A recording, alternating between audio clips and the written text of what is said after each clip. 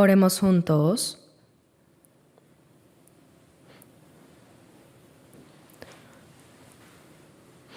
Nuestro Dios Padre, santo y misericordioso, que nos amas. Tuviste compasión de nosotros cuando aún estábamos alejados de ti, caminando en pecado. El Señor Jesús tomó sobre sí la maldición y el juicio que nosotros debíamos recibir. Y con su preciosa sangre derramada lavó nuestros pecados para siempre. Te agradecemos por esa gracia tan grande.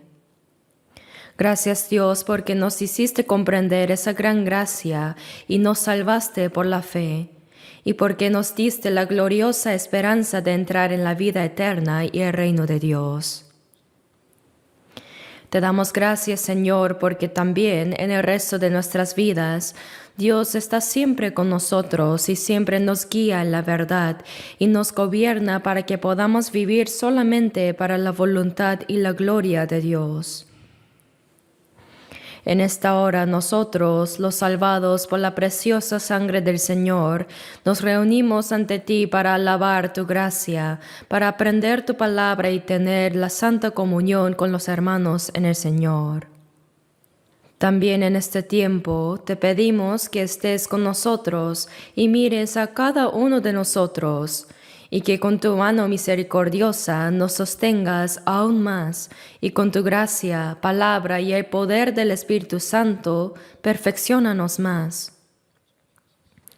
Así guíanos para que podamos vivir verdaderamente para tu voluntad y gloria en el resto de nuestras vidas.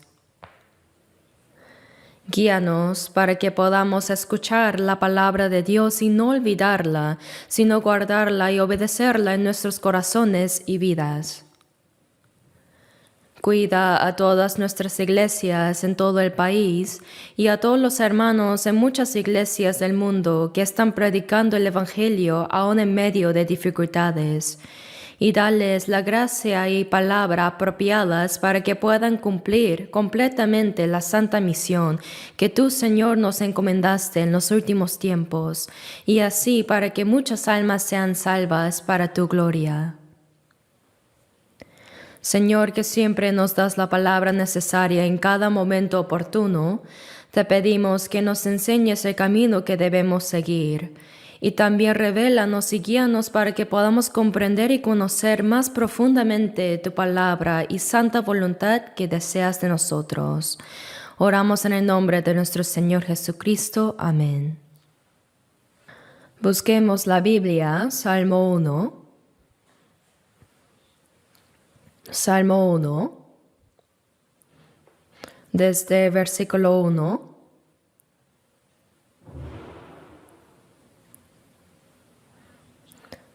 Desde versículo 1 al 6, leamos juntos lentamente.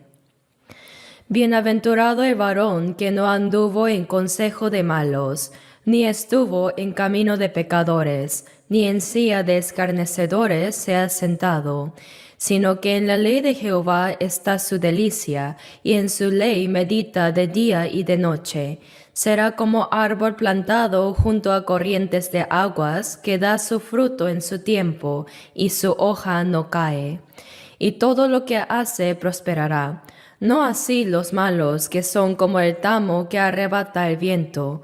Por tanto, no se levantarán los malos en el juicio, ni los pecadores en la congregación de los justos. Porque Jehová conoce el camino de los justos, mas la senda de los malos perecerá.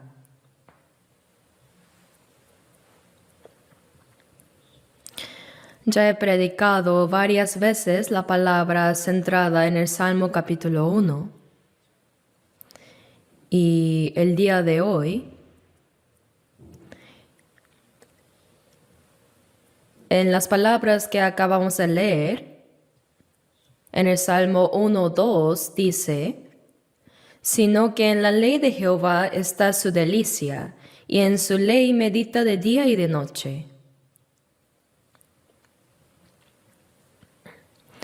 Aquí la palabra ley no se refiere específicamente a los 10 mandamientos, que son la ley representativa del Antiguo Testamento, sino que se refiere a toda la palabra de Dios en general.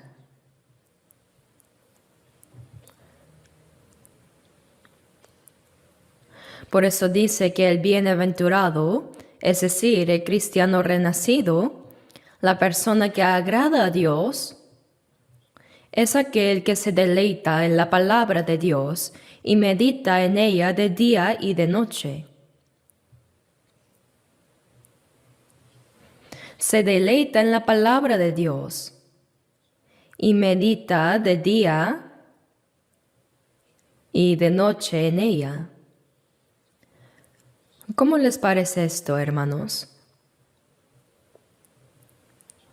Reflexionemos una vez cuánto anhelamos de verdad la palabra de Dios y cuánto nos deleitamos en esa palabra. Si anhelamos y nos gozamos en la palabra de Dios más que todas las cosas carnales de este mundo, vamos a reflexionar. ¿Realmente anhelamos y nos deleitamos más que todas esas cosas? Si no fuera así, no creo que eso sería normal. Sería diferente a estas palabras de Salmo 1. Alegrarse de la palabra de Dios es precisamente deleitarse en Dios. Pues acercarse a la palabra es igual que acercarse a Dios. Y alejarse de la palabra es igual que alejarse de Dios.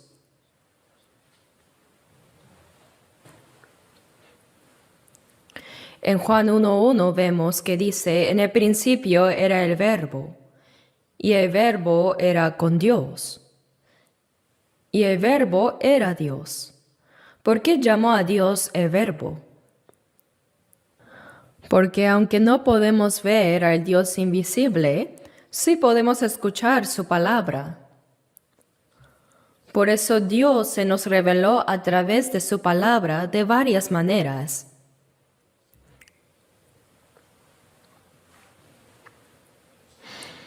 Así que deleitarse en la palabra es precisamente deleitarse en Dios. Acercarse a la palabra es igual que acercarse a Dios. Y alejarse de la palabra, por el contrario, es igual que alejarse de Dios. En Santiago 4:8 vemos que dice, acercaos a Dios y Él se acercará a vosotros. Dice que si nos esforzamos por acercarnos a Dios, Él también se nos acercará a nosotros.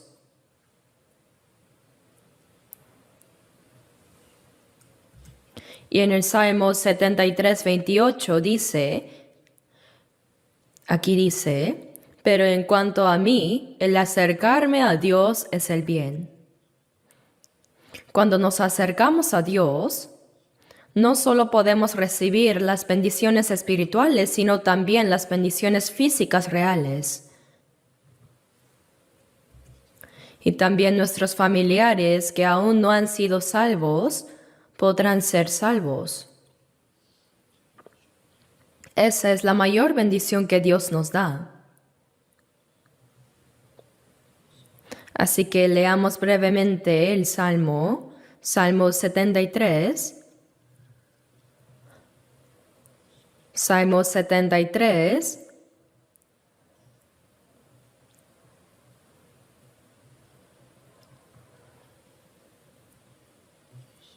Leamos juntos el versículo 24. 24. Me has guiado según tu consejo, y después me recibirás en gloria. Sí, me has guiado según tu consejo. Mientras vivimos en esta tierra, a través de la palabra de Dios, conocemos a Dios y comprendemos su gracia. Y así fuimos salvos eternamente. Por eso, después de ser salvos, Vivir siguiendo la palabra es nuestra vida cristiana. Me has guiado según tu consejo, y después me recibirás en gloria. Dice que la persona que fue salva por la palabra de Dios también es guiada y protegida por esa misma palabra. Y muy pronto entrará en la gloria de Dios. El propósito de crear al hombre a la imagen de Dios era para darle su amor, para darle su vida. Hacerlo un hijo de Dios, para que entrara en su reino, para que entrara en la gloria de Dios.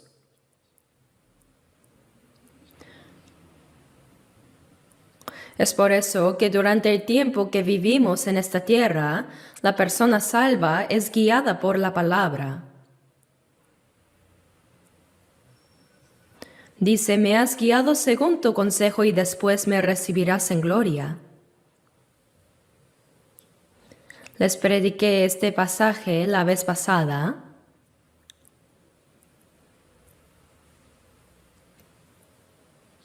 Dios nos guía por la palabra y con ella nos gobierna.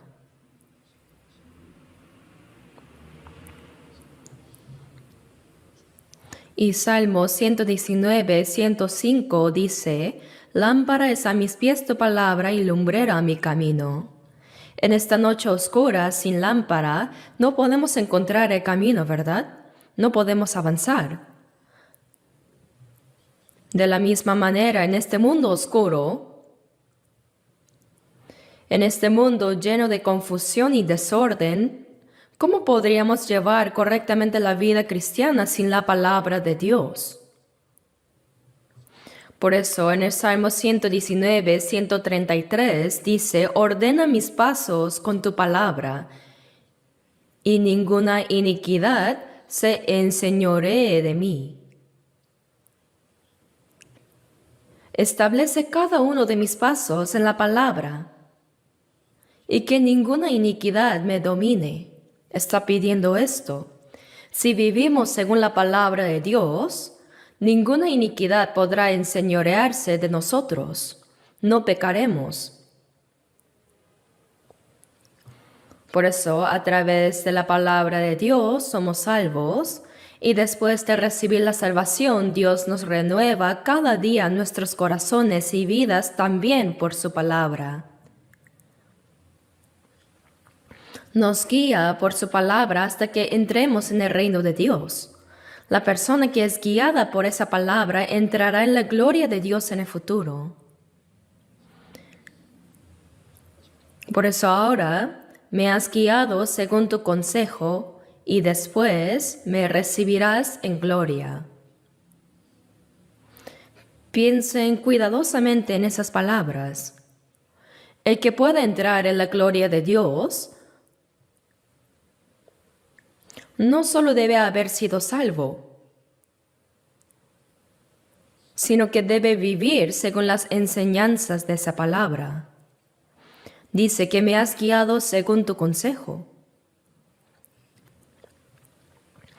Realmente hay demasiadas personas que van a la iglesia pero no han sido salvas, y también entre los que dicen haber sido salvas, parece que pocos viven según la palabra. Podemos darnos cuenta que una persona es verdaderamente salva, que es un verdadero cristiano y que es bienaventurado a los ojos de Dios, si realmente vive siendo guiada por la palabra y si realmente se deleita en la palabra. Dice, en la ley de Jehová está su delicia, y en su ley medita de día y de noche, ¿no? Leer, escuchar y obedecer la palabra de Dios, eso debe ser el propósito de mi corazón y de mi vida.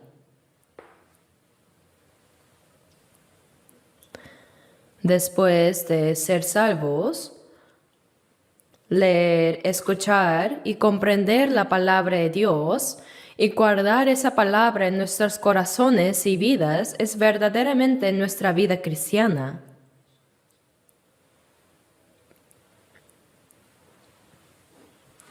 Al ver Filipenses 2:16, dice, asidos de la palabra de vida, para que en el día de Cristo yo pueda gloriarme de que no he corrido en vano, ni en vano he trabajado.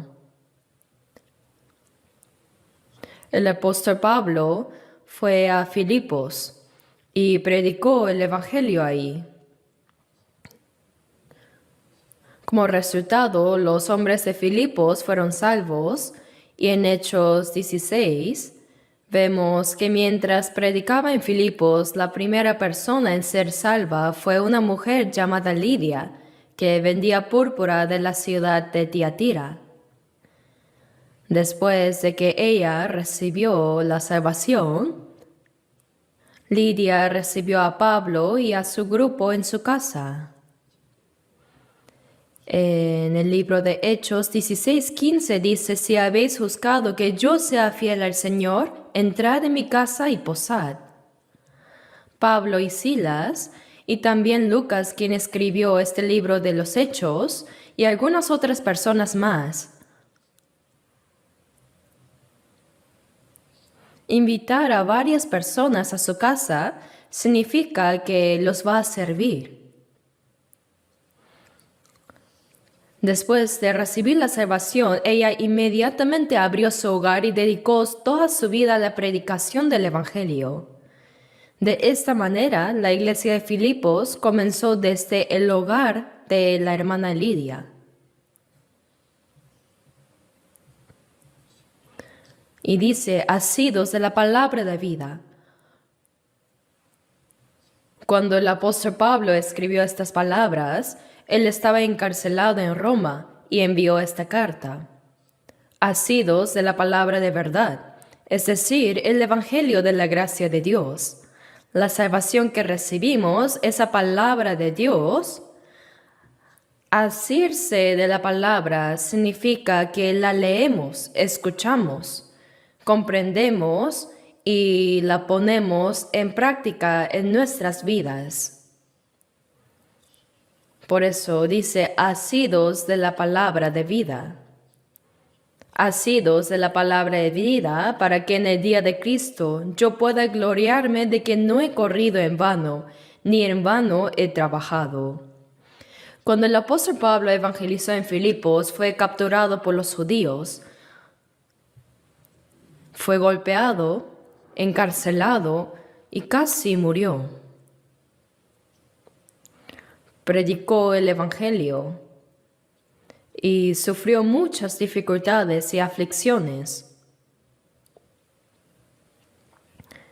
Pero si las personas que dicen que son salvas no viven correctamente la palabra, ese trabajo terminará en vano.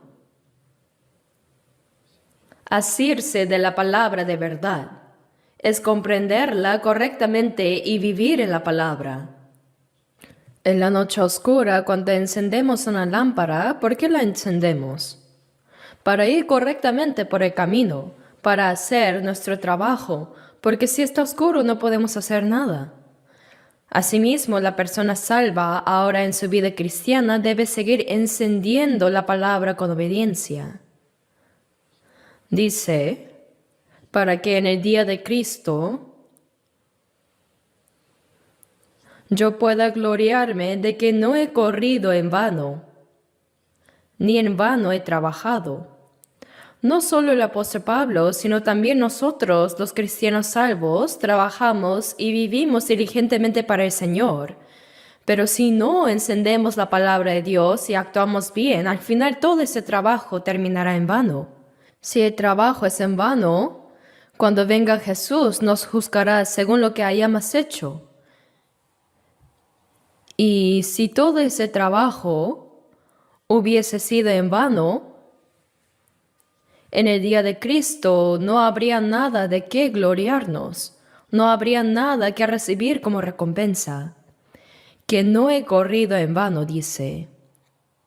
Al ver 1 Corintios 9:24, ¿no sabéis que los que corren en el estadio, todos a la verdad corren, pero uno solo se lleva el premio? Corred de tal manera que lo obtengáis. El apóstol Pablo parabolizó llevar la vida cristiana a correr una carrera. Uno que corre debe correr continuamente hacia la meta. Por más que sea difícil, le duelan las piernas, se quede sin aliento y sea muy complicado, corre con todas sus fuerzas hacia esa meta. De la misma manera, incluso después de ser salvos, si no llevamos debidamente la vida cristiana, nuestro trabajo podría terminar en vano, asidos de la palabra de verdad. El nombre de nuestra iglesia en inglés es Life Word Mission, ¿verdad? Misión, palabra de vida. Cuando vi Filipenses 2:16, me saltó a la vista. Asirse de la palabra de vida. Eso no es solo comprender la palabra, sino también predicarla. Dice, y medita de día y de noche. Meditar en la palabra de Dios día y noche no significa solo estar pensando en silencio, sino que es leer la palabra, escucharla, pensar en ella y repasarla continuamente en el corazón. Meditar, dicho de otra manera, es susurrarte la palabra en voz baja. Cuando recitamos versículos, susurramos bajito, ¿verdad? Susurrar para que lo que digo llegue a mis oídos y lo que escucho se realice en mi corazón. Por eso meditar es llenar el corazón con la palabra y conectarla con mi vida, a fin de guardar la palabra en el corazón y vida. Eso es meditar. En Colosenses 3:16 dice, la palabra de Cristo more en abundancia en vosotros. El meditar es hacer que la palabra de Cristo more en abundancia en nosotros. Después de ser salvos, mientras leemos, escuchamos y aprendemos la palabra de Cristo debe llenarnos por completo. Hay algunas personas que solo con tocarlas salen palabrotas, ¿verdad? Sí, eso es porque están llenas de ira y malos pensamientos por adentro. Así que cuando alguien les toca, sale hacia afuera. Pero si la palabra de Cristo abunda en nosotros, viviremos toda nuestra vida según esa palabra. Por tanto, la palabra de Dios, ella se convierte en nuestra guía e introductor en nuestra vida.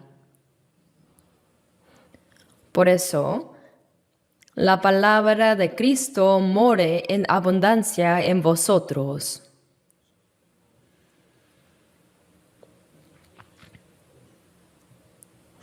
Y en Josué 1:8 dice, hoy tengo mucho que predicar, así que no lo buscaré, simplemente se los leeré. En Josué 1:8 Dios le dijo a Josué, nunca se apartará de tu boca este libro de la ley, sino que de día y de noche meditarás en él, para que guardes y hagas conforme a todo lo que en él está escrito, porque entonces harás prosperar tu camino y todo te saldrá bien.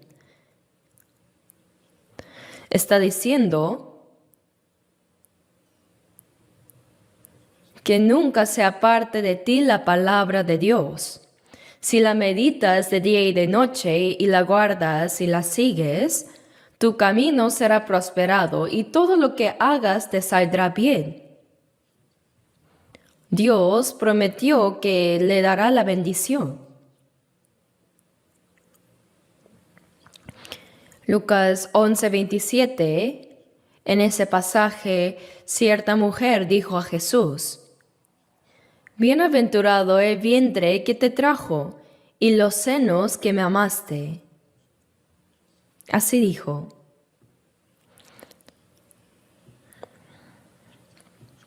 Ahora vemos en las transmisiones católicas, ¿no?, que los sacerdotes y monjas siempre dicen algo así.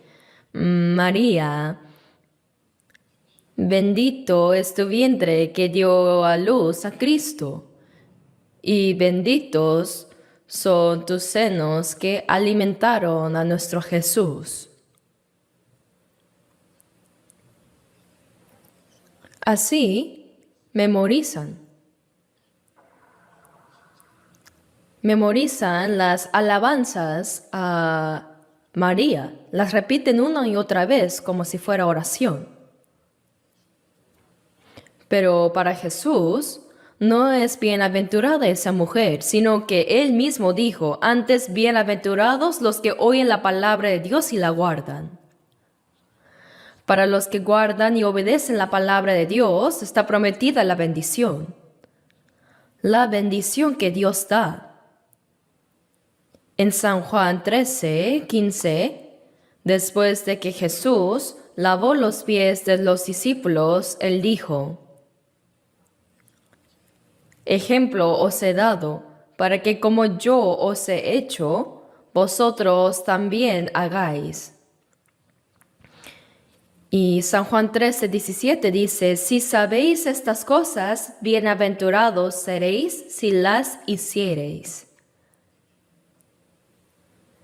Lo que Jesús hizo fue mostrarnos un ejemplo para que lo hagamos también así como Él lo hizo.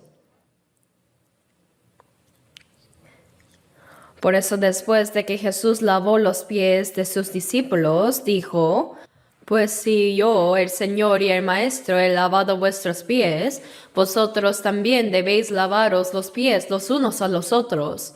Porque ejemplo os he dado para que como yo os he hecho, vosotros también hagáis.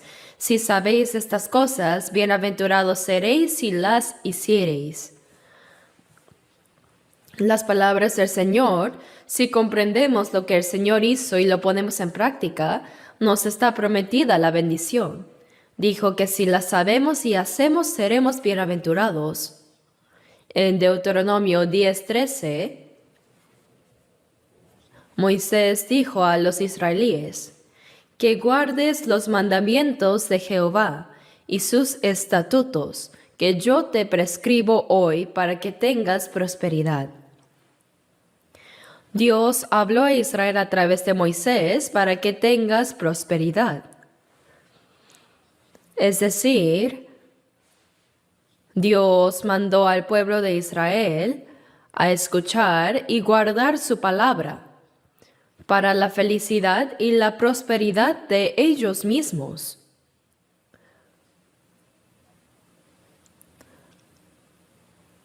Dice que guardes los mandamientos de Jehová y sus estatutos. Los que se alejan de la palabra de Dios y no la guardan no pueden recibir la bendición de Dios. ¿Por qué? Porque la bendición de Dios está prometida para los que guardan su palabra. En Mateo 6:33 también dice: mas buscad primeramente el reino de Dios y su justicia, y todas estas cosas os serán añadidas.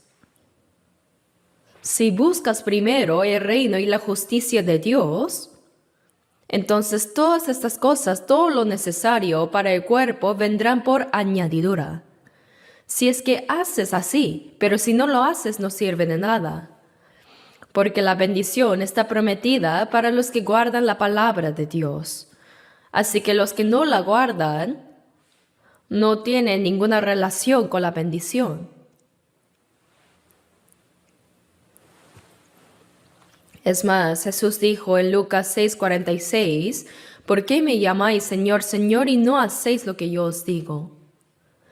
Decir Señor, Señor con la boca, pero no hacer nada prácticamente, es igual que mentir.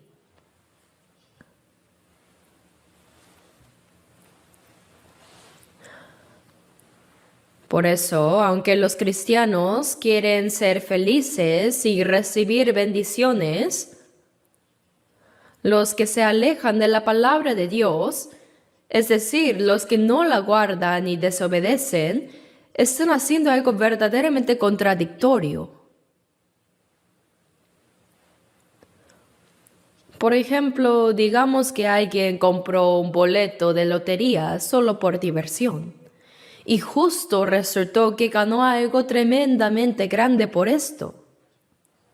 Pero en vez de guardarlo bien, lo usó para limpiarse la nariz y lo botó. Al enterarse de eso después, no podría ni dormir por la frustración. Eso pudo haber cambiado su vida. De la misma manera, si guardamos la palabra de Dios, esa bendición está prometida. Si leemos y escuchamos la palabra, pero no la obedecemos, no tenemos ninguna relación con las promesas de Dios. Estamos perdiendo voluntariamente las bendiciones que Dios quiere darnos. La gente del mundo vive con sus propios métodos, sus propios esfuerzos, ¿no es así? Pero los cristianos somos diferentes. ¿En qué nos diferenciamos? En que no vivimos bien por nuestros propios méritos o esfuerzos, sino que si guardamos bien la palabra de Dios, viviremos dentro de la bendición que nos da Dios. Si confiamos todo a Dios y aceptamos su palabra en nuestro corazón y la obedecemos, es como si intercambiáramos nuestra carga con la carga de Dios. Si vivimos conforme a su voluntad, Dios suplirá todas nuestras necesidades. Entonces, si los cristianos no hacen así, si leen y escuchan la palabra de Dios, pero no la guardan en su corazón ni en su vida, deben arrepentirse. Deben volverse, reconociendo que han hecho mal. Desobedecer es un gran pecado. Por eso debemos arrepentirnos y volvernos a una vida de obediencia a la palabra de Dios. La vida cristiana consiste totalmente en obedecer a la palabra de Dios. Esa es la vida de un cristiano. En el Salmo 1:3 dice, bienaventurado el varón que no anduvo en consejo de malos, ni estuvo en camino de pecadores, ni en silla de escarnecedores se ha sentado. Y luego que dice en el versículo 3, sino que en la ley de Jehová está su delicia, y en su ley medita de día y de noche. Será como árbol plantado junto a corrientes de aguas que da su fruto en su tiempo. El hombre bienaventurado no anda en el consejo de los malos, ni se detiene en el camino de pecadores. Los escarnecedores son así. Sabiendo la palabra de Dios, no la ponen en práctica. Eso es una arrogancia e impureza total. Tener delicia en la ley de Jehová, en la palabra de Dios, y guardarla en el corazón y en la vida, eso es meditar. Esa persona será como árbol plantado junto a corrientes de aguas, que da su fruto en su tiempo y su hoja no cae, y todo lo que hace prosperará. La tierra de Palestina es muy árida.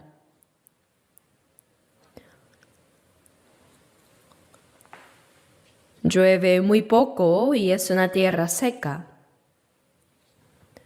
Por eso si uno planta un árbol ahí, se seca y muere muy pronto.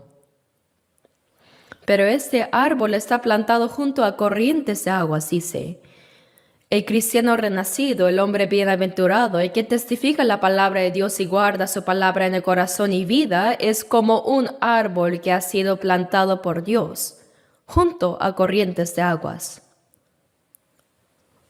Las aguas del arroyo fluyen continuamente, ¿no? El árbol plantado junto a las aguas extiende sus raíces hacia la corriente, por lo cual recibe el suministro del agua y crece bien.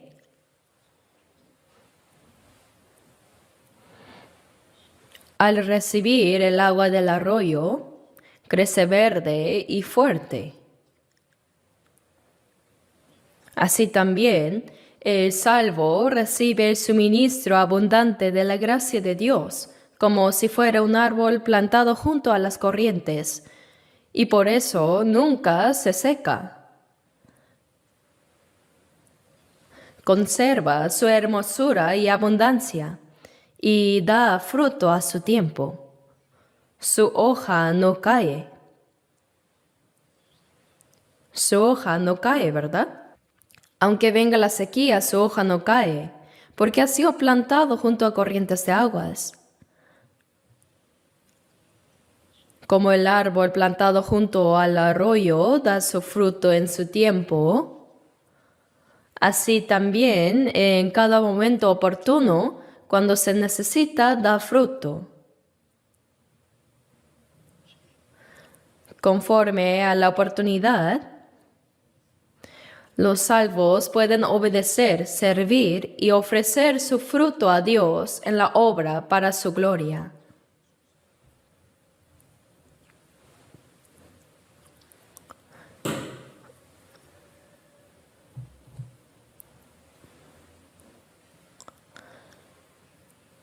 Pero en Mateo capítulo 15, versículo 13 dice: toda planta que no plantó mi Padre Celestial será desarraigada.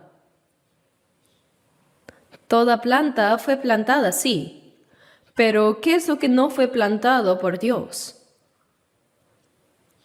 En términos sencillos, es alguien que cree y asiste a la iglesia, pero no tiene en su interior la vida que Dios ha plantado. Esa persona no ha sido plantada por Dios. Entonces ha puesto sus raíces en el lugar equivocado. Como no ha sido plantado junto a las aguas por Dios, será arrancado. Pero el árbol que sí ha plantado Dios no será arrancado. Y no solo permanecerá, sino que aunque venga la sequía, no sufrirá daño, ni se secará. Sus hojas permanecerán verdes y hermosas y dará fruto. En el Salmo 1:3 dice: y todo lo que hace prosperará. Será como árbol plantado junto a corrientes de aguas, que da su fruto en su tiempo, y su hoja no cae, y todo lo que hace prosperará. Esta prosperidad no se refiere a una prosperidad carnal, sino a una espiritual invisible. Esto significa que al confiar plenamente en Dios, con la gracia y ayuda del Señor, todo se torna próspero dentro de su gracia. La persona que medita y guarda la palabra de Dios, sin importar las dificultades o pruebas, siempre está bajo el cuidado de Dios. Por eso nunca teme ni se preocupa.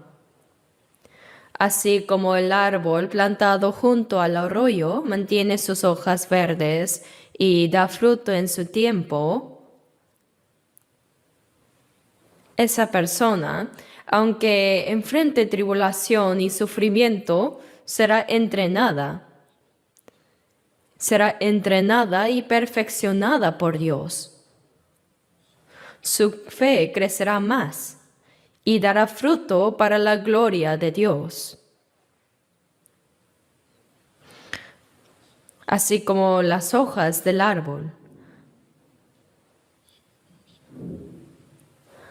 Las hojas del árbol plantado junto a corrientes de aguas no se secan. De la misma manera, el cristiano bienaventurado que se deleita en la ley de Dios, la medita y la guarda con su corazón y su vida, su rostro cambiará.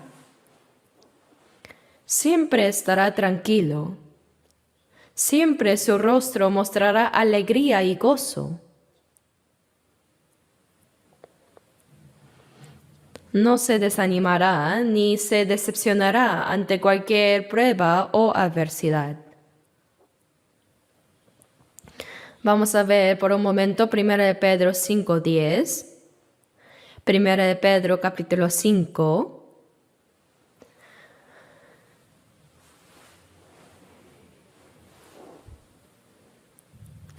Primera de Pedro 5, versículo 10.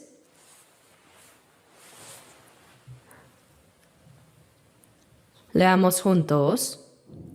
Mas el Dios de toda gracia, que nos llamó a su gloria eterna en Jesucristo, después que hayáis padecido un poco de tiempo, Él mismo os perfeccione, afirme, fortalezca y establezca.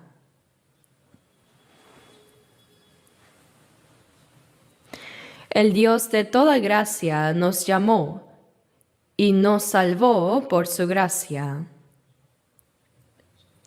El hecho de que nos haya llamado en Cristo significa que nos ha salvado. Dice, nos llamó a su gloria eterna. El propósito por el cual nos salvó es para llevarnos a su gloria eterna. Ese es el propósito de nuestra salvación. Romanos 3:23 dice, por cuanto todos pecaron y están destituidos de la gloria de Dios. El pecado nos impide alcanzar la gloria de Dios. ¿Y qué ocurre si no alcanzamos su gloria? Pues al contrario, recibimos vergüenza y maldición eterna. Todos pecaron y no alcanzan la gloria de Dios. Sin embargo, Dios nos salvó para que por el agradecimiento por esa gracia vivamos obedientes y en respuesta a esa gracia. Aquellos que viven así, como árboles plantados junto a corrientes de aguas, crecen en su fe. Aunque sufran pruebas o adversidades, son entrenados y fortalecidos. Por eso el propósito de nuestra salvación es para llevarnos a su gloria eterna.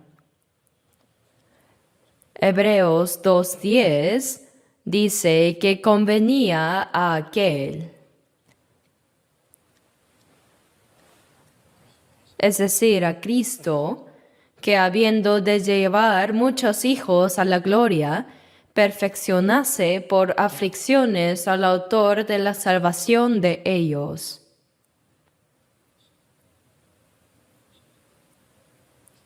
El Señor sufrió en nuestro lugar y hasta murió para que nosotros pudiéramos entrar en la gloria eterna.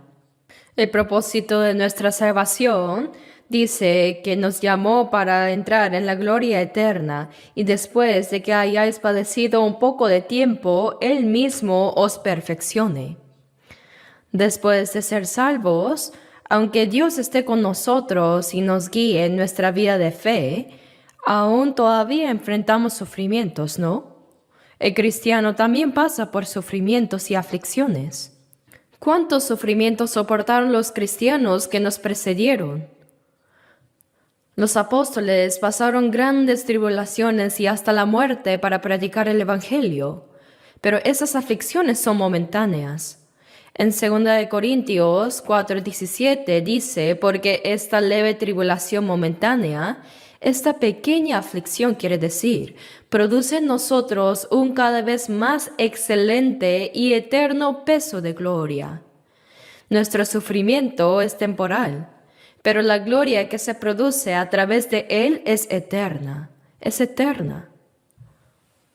Por eso en Romanos 8, 17 y 18 también dice, si es que padecemos juntamente con Él, para que juntamente con Él seamos glorificados. Y continúa, pues tengo por cierto que las aflicciones del tiempo presente no son comparables con la gloria venidera que en nosotros ha de manifestarse. El sufrimiento es momentáneo. Y al final, lo peor que puede pasar es la muerte, ¿no? El sufrimiento de nuestro cuerpo es temporal, muy ligero y pequeño, pero la gloria que obtenemos a través de ese sufrimiento es inmensamente pesada, grande y asombrosa. Por eso las aflicciones del tiempo presente no son comparables con la gloria venidera. Es como si entregara una hormiga y recibiera a cambio un toro. Eso no sucede en el mundo, pero Dios hace cosas mucho mayores que esas. Si entendemos que nuestro sufrimiento momentáneo produce una gloria eterna, entonces no nos desanimaremos por los sufrimientos que recibimos por el Señor en nuestra vida cristiana. Más bien nos gozamos. Por eso dice, después que hayáis padecido un poco de tiempo, Él mismo os perfeccione, afirme, fortalezca y establezca. El propósito de darnos el sufrimiento es para perfeccionarnos. Aunque hayamos recibido la salvación, aún somos muy imperfectos. En Mateo 5, 48 dice, Sed pues vosotros perfectos, como vuestro Padre que está en los cielos es perfecto. Aunque éramos pecadores destinados al infierno y fuimos salvos, después de la salvación se nos pide que seamos perfectos como Dios. Pero ¿cómo es posible que un ser humano sea perfecto como Dios? Pero Dios no dice, con tal que te parezcas a mí en un 50% está bien, no. Sino que Él dice, sed pues vosotros perfectos como vuestro Padre que está en los cielos es perfecto. Así, en la vida de fe, Dios nos perfecciona cada día con su gracia. Su palabra y su poder nos afirma y fortalece nuestra fe para que no caigamos ante ninguna dificultad o sufrimiento. Nos hace firmes. Él permite el sufrimiento para poder perfeccionarnos, para afirmarnos, para fortalecernos y establecernos.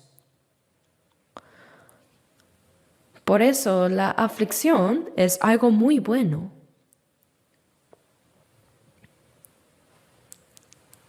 Cuando yo veo a alguien que va a ser predicador, puede ser una buena persona, muy tranquilo, educado, con conocimientos, que se expresa bien, todo parece bien. Pero lo que no tiene preparado es que no ha sido entrenado. Es como una planta que creció en un invernadero, muy frágil. Las personas que crecen sin sufrir no pueden soportar ni las más mínimas dificultades, se derrumban al toque. Al trabajar sienten que se mueren. Así no se puede predicar. Esa persona, aunque valiosa, no puede ser usada. Por eso Dios nos entrena, nos disciplina y nos fortalece a través de las aflicciones.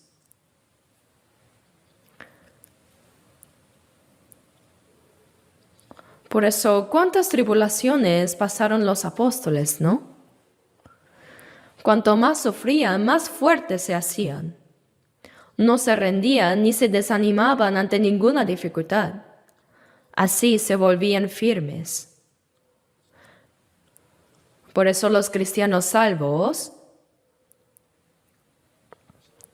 al saber que Dios los perfecciona incluso en medio de la dificultad, crecen en su fe y llegan a producir frutos para la gloria de Dios. Para que nosotros pudiéramos entrar en su gloria, Cristo tuvo que padecer. Dice, convenía que habiendo de llevar muchos hijos a la gloria, perfeccionase por aflicciones al autor de la salvación de ellos. Así dice Hebreos 2:10. Incluso los salvos deben saber que hay varias aflicciones para entrar en esa gloria. Cuando la tribulación llega, uno debe decir, ya llegó lo que tenía que llegar, y alegrarse. También debemos pensar, qué gran gracia quiere darme Dios que me ha dado este sufrimiento. Luego Salmo 1:4 dice, no así los malos, que son como el tamo que arrebata el viento. Los bienaventurados, los que se deleitan en la palabra de Dios, los que la meditan y la obedecen. Aunque esas personas tengan pruebas o sufrimientos, en verdad confiarán aún más en Dios y llevarán frutos para la gloria de Dios. Ellos van a confiar más en Dios. Pero dice, no así los malos. Aquí se hace una clara distinción entre los justos y malos. A los ojos de Dios, los salvos, los cristianos nacidos de nuevo, son considerados justos. Por eso en Romanos 3:21 dice, pero ahora, aparte de la ley, se ha manifestado la justicia de Dios. Versículo 22, la justicia de Dios por medio de la fe en Jesucristo. Fuimos justificados por la fe en la gracia de Dios.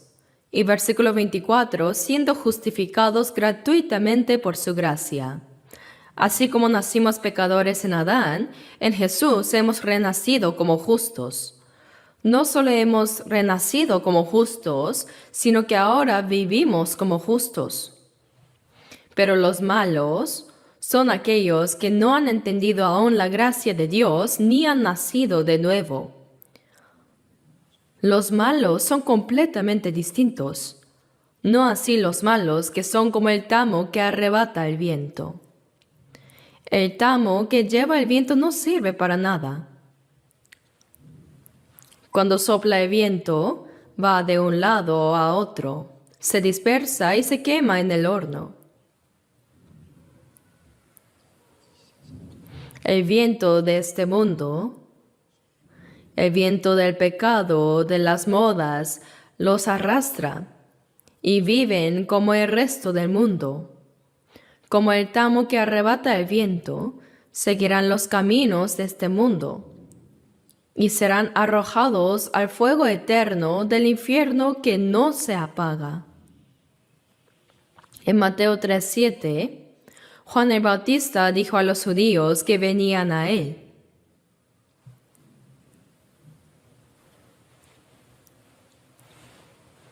generación de víboras, ¿quién os enseñó a huir de la ira venidera? Y con respecto a Cristo, dijo en el versículo 12, su aventador está en su mano, y limpiará su era, y recogerá su trigo en el granero, y quemará la paja en fuego que nunca se apagará. Al trillar, al aventar el grano, el trigo cae dentro y la paja vuela. Al principio vuelan el polvo y la basura, y se avienta más fuerte, la cáscara se va. Cuanto más se avienta así, el grano cae más adentro. Así el trigo, es decir, los salvos, serán recogidos y llevados al granero del cielo, mientras que los pecadores como paja serán quemados en el fuego eterno que nunca se apaga. Se refiere al infierno. Dice fuego que nunca se apagará. Por eso en Salmo 1:5 dice, no se levantarán los justos en el juicio, ni los pecadores en la congregación de los justos. Los malos no podrán escapar del juicio de Dios y tampoco podrán entrar en la congregación de los justos. Los justos son el grupo de cristianos renacidos. Los malos no podrán entrar ahí. Los que no nacieron de nuevo, los que no han recibido la salvación, no podrán entrar en medio de los salvos, en esa congregación santa y renacida. En esta tierra, los justos y los malos pueden estar mezclados.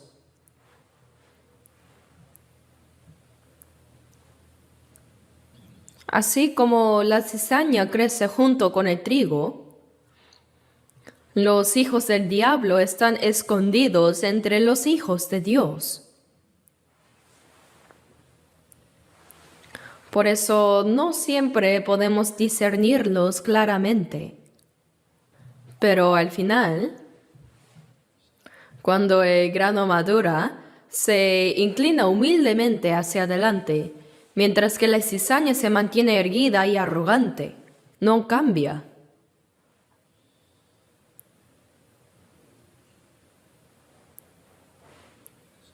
Asimismo, en este mundo los malos pueden estar mezclados en la congregación de los justos.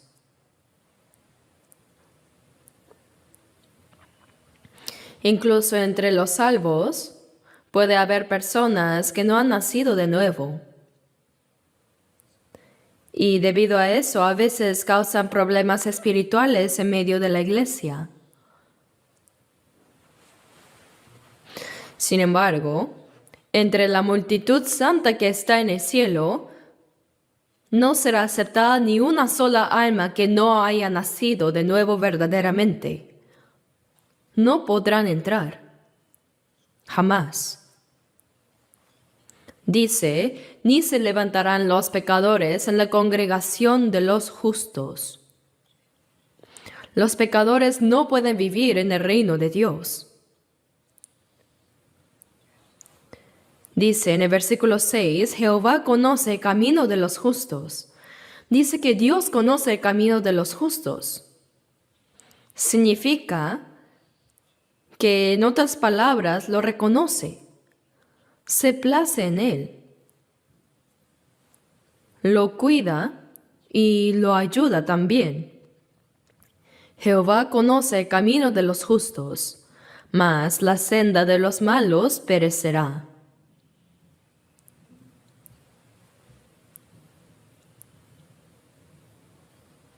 En Mateo 7:13 dice, entrad por la puerta estrecha, porque ancha es la puerta y espacioso el camino que lleva a la perdición, y muchos son los que entran por ella, porque estrecha es la puerta y angosto el camino que lleva a la vida, y pocos son los que la hallan.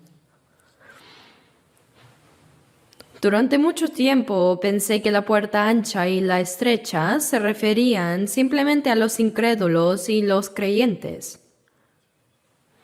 No es incorrecto, pero no es totalmente cierto.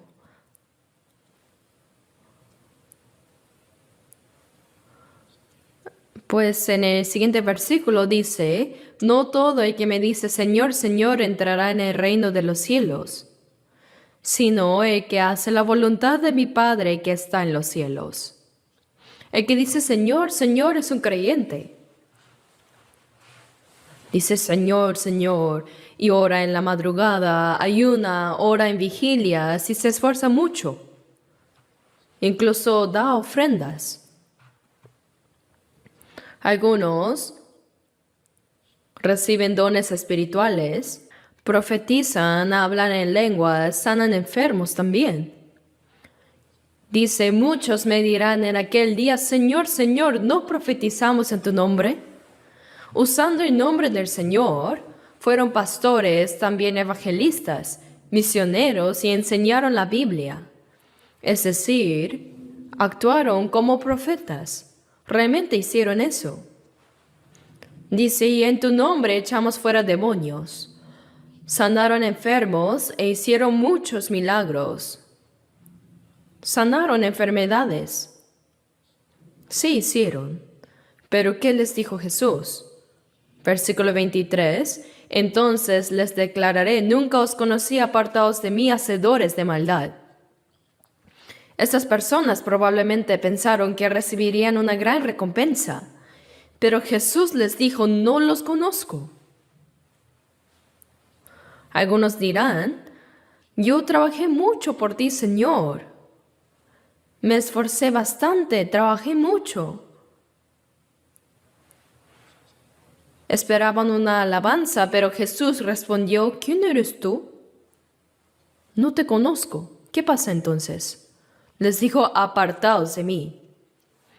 La puerta estrecha y la ancha, el camino angosto y el camino espacioso, en realidad no está distinguiendo entre los creyentes e incrédulos, pues esa distinción es evidente.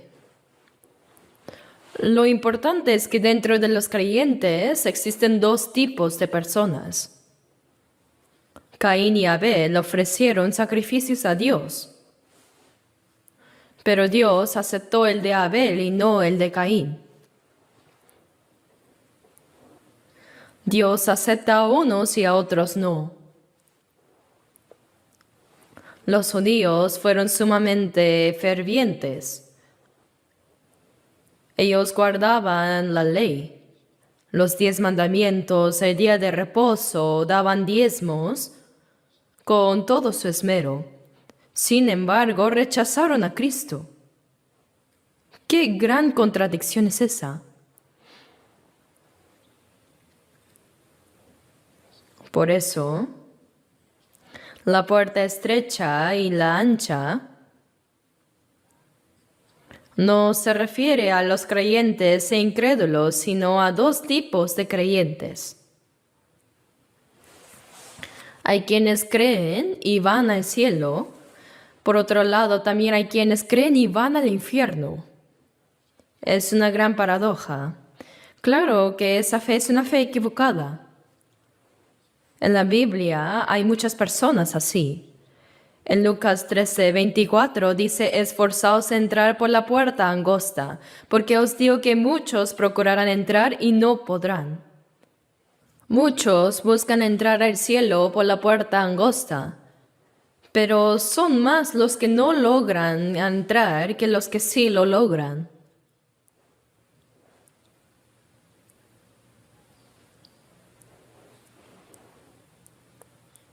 Hoy en día vivimos en una era de prosperidad cristiana. Hay cientos de denominaciones, muchas iglesias, muchos pastores y innumerables creyentes. Pero realmente, ¿cuántos de ellos son reconocidos por Dios? Jehová conoce el camino de los justos. Dios los observa, los conoce y se complace en ellos y los guía.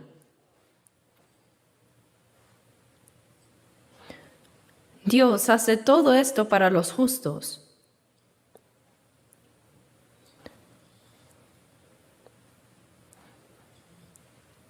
Muchos buscan entrar, pero son más los que no logran que los que sí.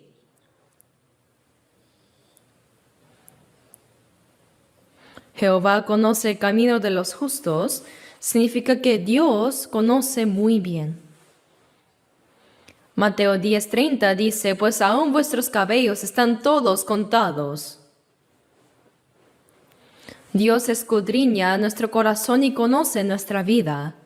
Y no solo eso, sino que sabe hasta cuántos cabellos tenemos. Bueno, ni siquiera nosotros sabemos cuántas pestañas tenemos, ¿verdad? Pero ¿cómo podríamos contar nuestro propio cabello? Eso no significa que Dios no tenga otra cosa que hacer que contar nuestros cabellos, sino que no hay nada que Él no sepa. Salmo 147:4 dice que Dios cuenta el número de las estrellas. Nadie sabe cuántas estrellas hay en el cielo.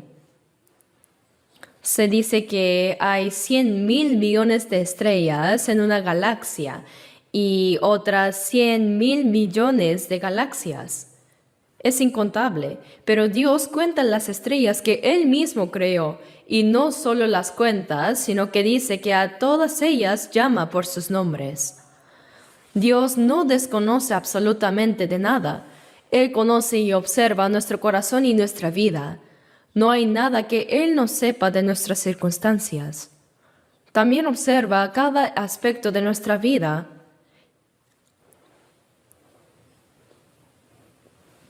Incluso nuestra condición espiritual y cómo vivimos día a día. Dios lo está viendo todo.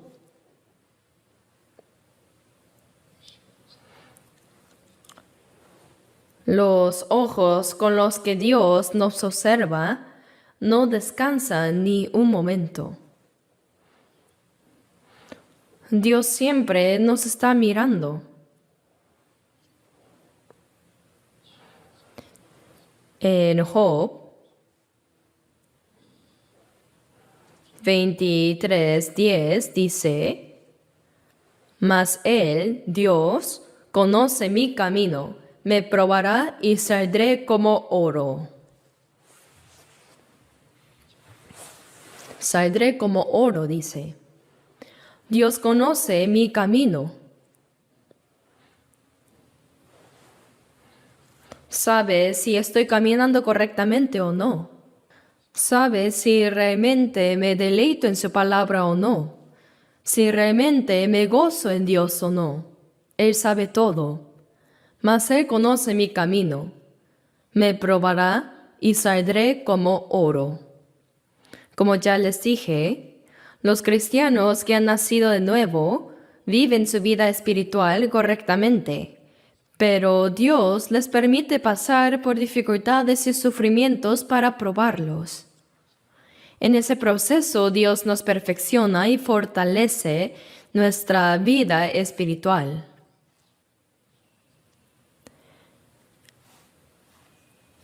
Me probará y saldré como oro. Se refiere al oro puro, sin impurezas. Pero cuando se extrae el oro de la mina, no se encuentra oro puro, sino que siempre está mezclado con impurezas. Primero se extrae, luego se funde en un horno y se somete a productos químicos. Vi brevemente cómo se refina el oro. Se coloca una pieza de oro en una sustancia y se calienta intensamente hasta que se funde por completo como si fuera agua. Hasta que se convierta en líquido, luego se saca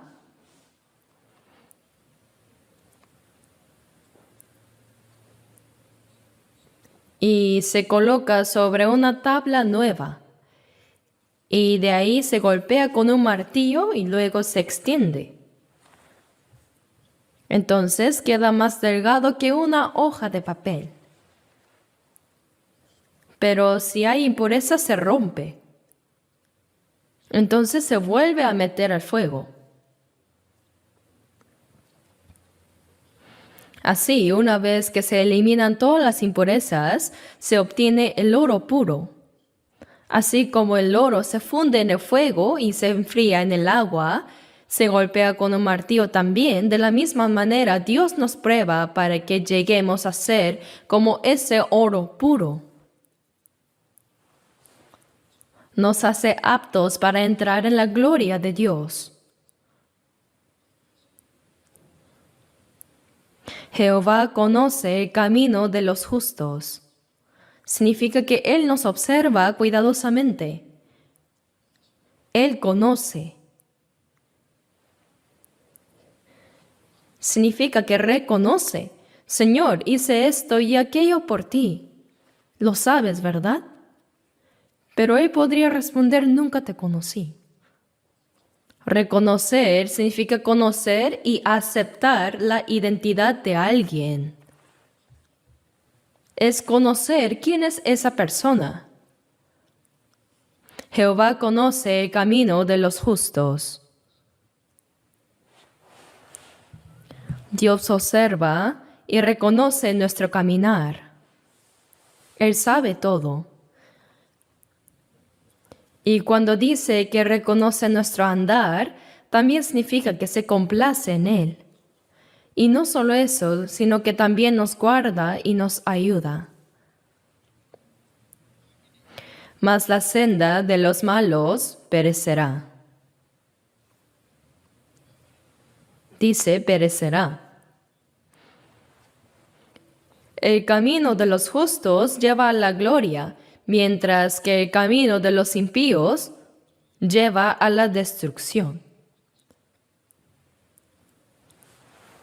Por eso Mateo 25:34 dice, entonces el rey dirá a los de su derecha, venid, benditos de mi Padre, heredad el reino preparado para vosotros desde la fundación del mundo.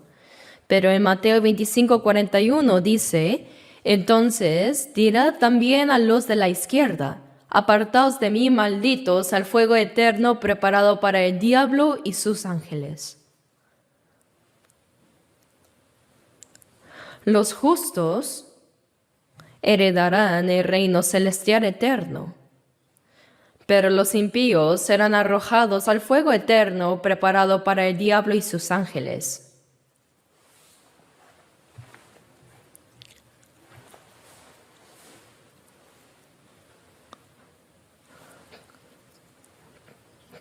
¿Saben el evento en el que Jesús maldijo la higuera sin fruto y ésta se secó?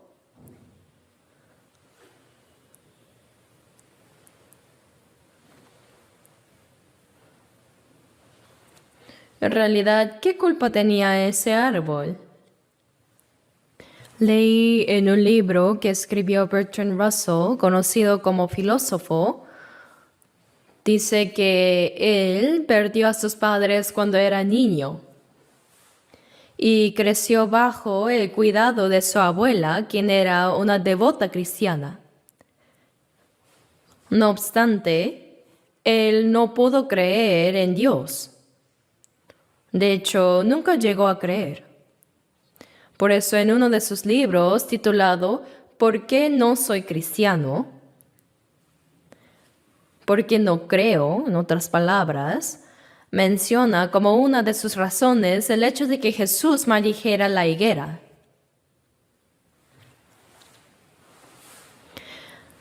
Decía que si alguien fuera a un árbol de caquis y al no encontrar frutos lo golpeara con un hacha hasta matarlo, sería absurdo.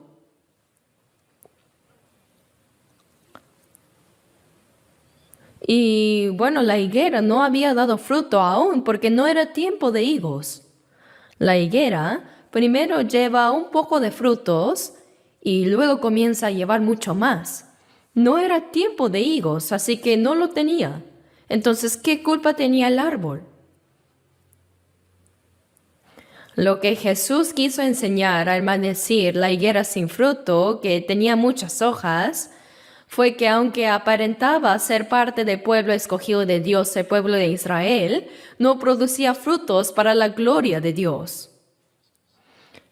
Por eso era una enseñanza acerca del juicio que vendría sobre el pueblo de Israel.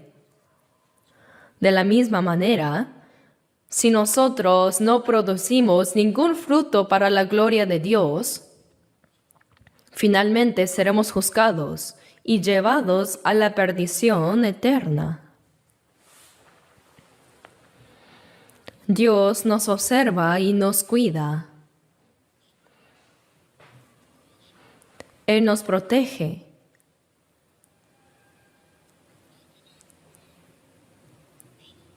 Él hace que el justo escape del destino del malvado. Los justos recibirán la gloria y bendición eterna. Por eso Mateo 25:46 dice, e irán estos al castigo eterno, y los justos a la vida eterna. El justo entra en la vida eterna, pero el impío va al castigo eterno. Entonces, ¿realmente somos los bienaventurados del Salmo 1? ¿De verdad estamos viviendo como bienaventurados a los ojos de Dios? Bienaventurado el varón que se deleita en la ley de Dios y medita en ella de día y de noche. La guarda en su corazón y la pone por obra. Eso es meditar, pensar, memorizar y aplicar la palabra a nuestra vida. Esa persona es la persona verdaderamente bienaventurada y a los ojos de Dios es el justo. Siempre debemos andar en el camino del justo como personas bienaventuradas. Cuando venga el Señor habrá camino de justos y de impíos. Algunos entrarán por la puerta estrecha y caminarán el camino angosto. ¿Por qué se llama puerta estrecha? Porque no se puede entrar con méritos propios ni con pecados. Es una puerta muy estrecha que solo se puede entrar confiando en la sangre de Jesús. Al pasar por ella se recibe la salvación. Por creer en el sacrificio de la cruz de Cristo por mí. Y ahora vamos por el camino duro. Mateo 7:14 dice: estrecha es la puerta y angosto el camino que lleva a la vida. Desde que recibimos la salvación hasta ir al cielo hay muchas pruebas y sufrimientos. Por eso dice que el camino es estrecho y angosto y pocos lo hallan. Pero ancha es la puerta y espacioso el camino que lleva a la perdición, y muchos son los que entran por ella. Aquellos que viven como quieren siguen ese camino ancho, pero el final de ellos es la destrucción. Por tanto, entre el camino del justo y el del impío, el camino del justo es reconocido por Dios. Él siempre observa, se complace y les ayuda. Mas la senda de los malos perecerá. Siempre debemos permanecer en el lado de los bienaventurados, caminando por la senda del justo, para que así podamos entrar en la gloria de Dios. Debemos examinar siempre nuestra vida de fe con esta palabra. ¿Soy realmente un bienaventurado? Bienaventurado el varón que no anduvo en consejo de malos. Estos malos no se refiere solo a las malas personas de este mundo, sino también a nuestra vieja naturaleza pecaminosa. El diablo aprovecha esa vieja naturaleza que aún no ha sido transformada para tentarnos. Aquellos que viven según la carne siguen el consejo de los malos. Dice, ni estuvo en camino de pecadores. Los que viven dando la espalda a Dios, ellos son los pecadores a los ojos de Dios. Dice, ni estuvo en camino de pecadores, ni en silla de escarnecedores se ha sentado.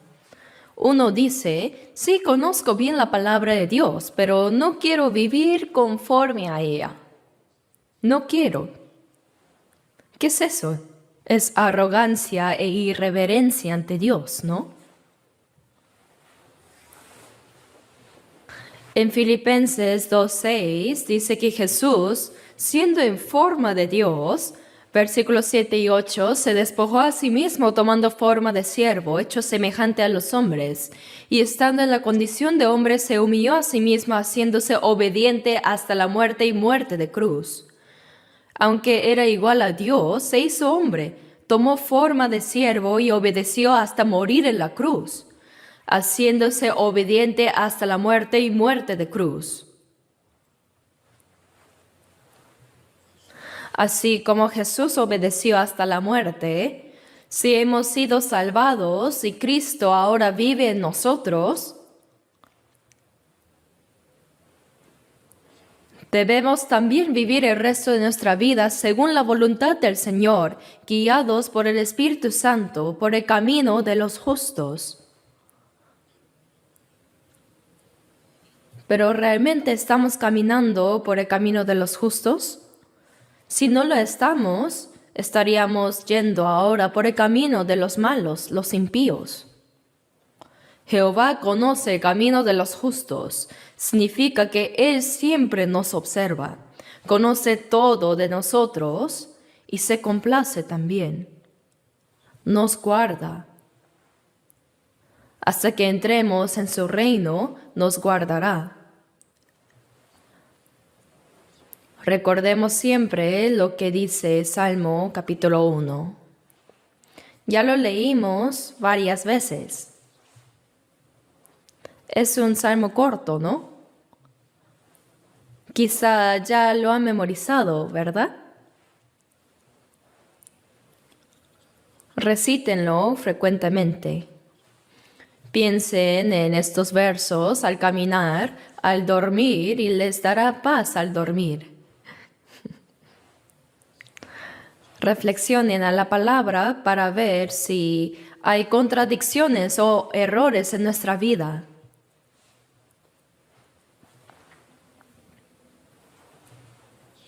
Así como el árbol plantado junto a corrientes de aguas, nuestras hojas no se marchitarán aún en tiempo de sequía, y daremos fruto a su tiempo.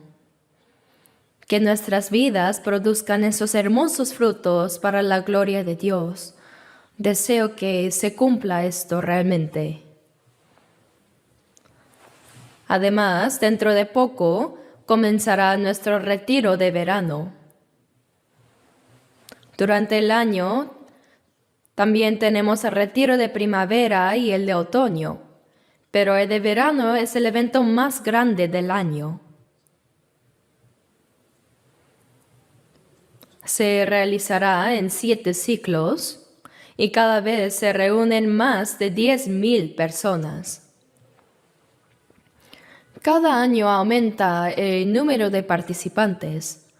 Por eso estamos trabajando rápidamente para completar las instalaciones de alojamiento.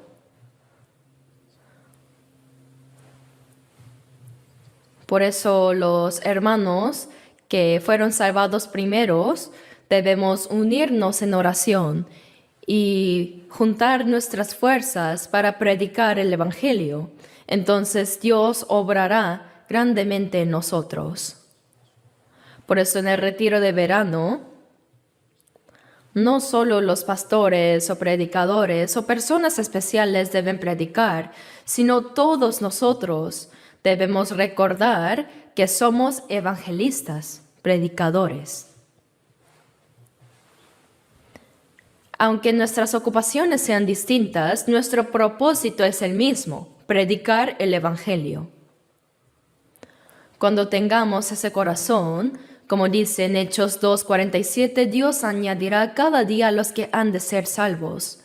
En el retiro de verano es cuando más personas reciben la salvación.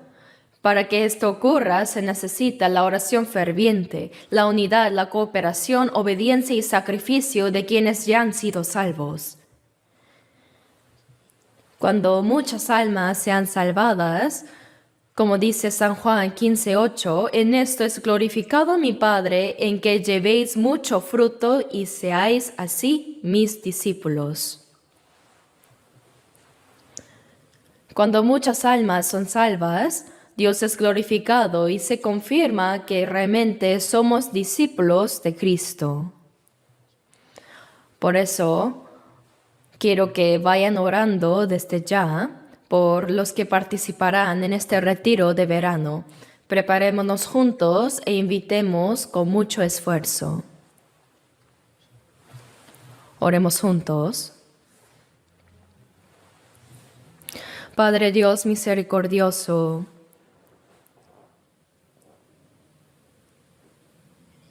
Aun cuando no te conocíamos, tú nos amaste primero, y enviaste a nuestro Señor Jesús, quien murió por nosotros, y con su preciosa sangre derramada limpió nuestros pecados para siempre, para que ya no recibamos el juicio ni la maldición. Te agradecemos por esa gracia que nos salvó sin mérito alguno. Nuestro cuerpo y alma ahora pertenecen a ti porque fueron comprados con tu sangre. Por eso guíanos para que vivamos el resto de nuestras vidas solo para tu voluntad y gloria, obedeciendo al Evangelio del Señor. Fortalece y renueva a todos los hermanos salvos con tu palabra y espíritu para que podamos testificar el Evangelio a muchas almas que, Señor, aún no han recibido la salvación y que se cumpla así tu gran obra de salvación. Anhelamos que en este retiro de verano muchas almas sean salvas para tu gozo y tu gloria, y deseamos que uses a todos nuestros hermanos según tu voluntad. Hemos orado en el nombre de nuestro Señor Jesucristo. Amén.